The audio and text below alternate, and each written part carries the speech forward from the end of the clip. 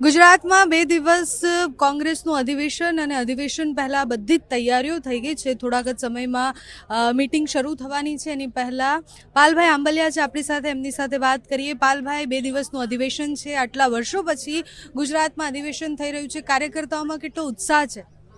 બેન, કાર્યકર્તાઓમાં છેલ્લા 3 દિવસમાં તમે પ્રદેશ કોંગ્રેસ કાર્યાલયની આસપાસ આંટો મારો તો તમને ઓટોમેટિકલી આઈડિયા આવી જાય કે કાર્યકરોમાં કેવો ઉત્સાહ છે. અને એ બતાવે છે કે કાર્યકરોની અંદર જે ઉત્સાહ છે એ ઉત્સાહ તમે અહીંયા બહાર આંટો મારશો તો તમને દેખાશે. એટલે ખૂબ ઉત્સાહ છે કાર્યકરોમાં. અચ્છા, 2027ની તૈયારીઓ અત્યારથી શરૂ કરી દીધી છે કોંગ્રેસે, પણ શું લાગે છે કે સત્તામાં આવવા માટે હજી કેટલી મહેનત કરવી પડશે? બેન, આ અધિવેશનને કદાચ 2027 સાથે જોડી શકાય એમાં ના નથી વાળતો, પણ આ અધિવેશન એ દરેક જે અલગ અલગ સ્ટેટોમાં થતું હોય એના ભાગરૂપે ગુજરાતમાં અધિવેશન છે.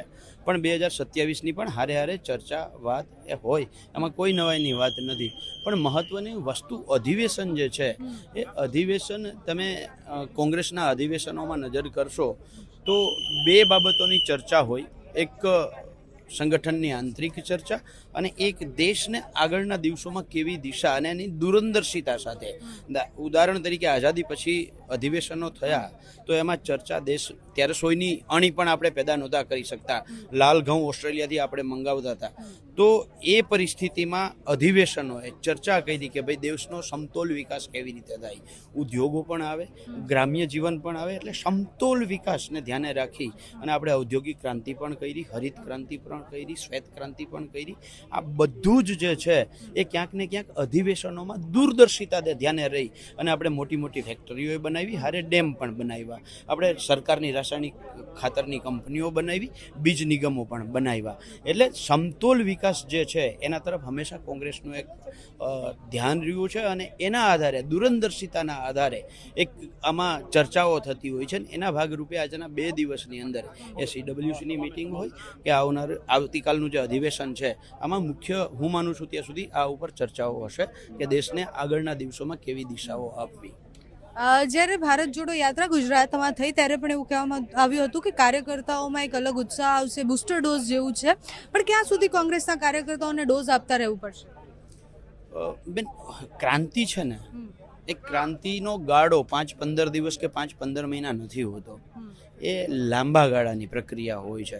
અને જ્યારે કંઈક સંગઠનની અંદર પણ માની લ્યો કે કંઈક ફેરફારો છે કે ક્રાંતિ કરવાની છે તો આપણને એવું ન હોય કે સાંજે સૂઈ જઈએ અને સવારે ક્રાંતિ થઈ જાય. આવું થાય જ નહીં. એટલે એના માટે સમય લાગે અને એ સમય જેમ જેમ પસાર થતો જાય છે એમ એમ ઓટોમેટિકલી એ કામ થતું જ જાય છે. ભારતીય જનતા પાર્ટીના નિવેદનના અધિવેશનને લઈને એવા આવ્યા છે કે જે રીતના રાહુલ ગાંધીએ કહ્યું હતું કે 2 અલગ પ્રકારના ઘોડા હોય છે, એક રેસના ઘોડા અને એક લગ્નના ઘોડા. તો એમને એવું કહેવું છે કે પેલા ઘોડા અને ગધેડા પારખો. જો ભાજપ, આજે તમે સોશિયલ મીડિયામાં મીમ જોશો તો મેં એક એવું જોયું હતું કે એક કાર છે, કાર ઉપર લગભગ 200 વાંદરા ઉપર ચડીને બેઠા છે પણ કાર ચલાવતા નથી આવડતી. તો મારે શું બહુમતી અને વાંદરા સાથે ભાજપ આખાને જોડી દેવાની? એટલે એ વિરોધ પક્ષ તરીકે એને કેવું હોય એ કહી શકે છે. વિરોધ પક્ષમાં જેને નિવેદન આપ્યું છે હમણાં જ કોંગ્રેસમાંથી ગયા છે. પણ આ તો એવું થાય ને કે આપણી ગુજરાતી બહુ સારી કહેવત છે બેન કે જેવો સંગ એવો રંગ, એવો લાગે. બીજું તમે સોશિયલ મીડિયામાં જોશો તો સિંહને, કૂતરાનો સિંહનો મોરો પહેરાવી અને દેખાડવામાં આવે છે. તો શું મારે એમને સિંહ, એ કહેવાતા સિંહને 56 ઇંચની છાતીવાળા, એને મારે શું કૂતરા સમજવાના? એ સોશિયલ મીડિયામાં ચાલે છે. એવી જ રીતે ગધેડો પણ ખાલ પહેરી અને આવે છે તો મારે શું એ સમજવાનું? એટલે જેવા જેના વિચારો એ એના એવા વિચારો છે. એટલે એ કીએ એનાથી કોઈ ફેર નથી પડતો. કામ જેને કરવાનું છે કામ કરે જ છે. એટલે એમાં કોઈ એવી વાત જ નથી. એની પાસે બીજા શબ્દો નહીં હોય એટલે કદાચ એણે આવું કહ્યું હશે. બાકી એક સભ્યતા, અને એ તો પોતાની જાતને સંસ્કારી પાર્ટી કહે છે, જે પોતાની જાતને સંસ્કારી પાર્ટી ગણાવતા હોય અને સંસ્કારી પાર્ટીના માણસો જો આવા સંસ્કાર દેખાડે ને એના સંસ્કારો તો આપણે ખબર જ પડે છે. અત્યારે ક્યાંય નકલી કચેરી પકડાય તો એ સંસ્કારી પાર્ટીના જ માણસો હશે, ક્યાંક રેપકાંડમાં કોઈ પકડાય તો એ સંસ્કારી પાર્ટીના જ માણસો હોય છે. તો આ એના સંસ્કારો છે અને એ સંસ્કારોના આધારે કોઈ ઉપર કદાચ એ આવું વાક્ય બોલે તો એની પાસેથી બીજી અપેક્ષા પણ શું હોઈ શકે. Thank you so much Palbhai. અને 2 દિવસના અધિવેશનમાં બહુ જ બધા નેતાઓ સાથે વાત કરવાની છે.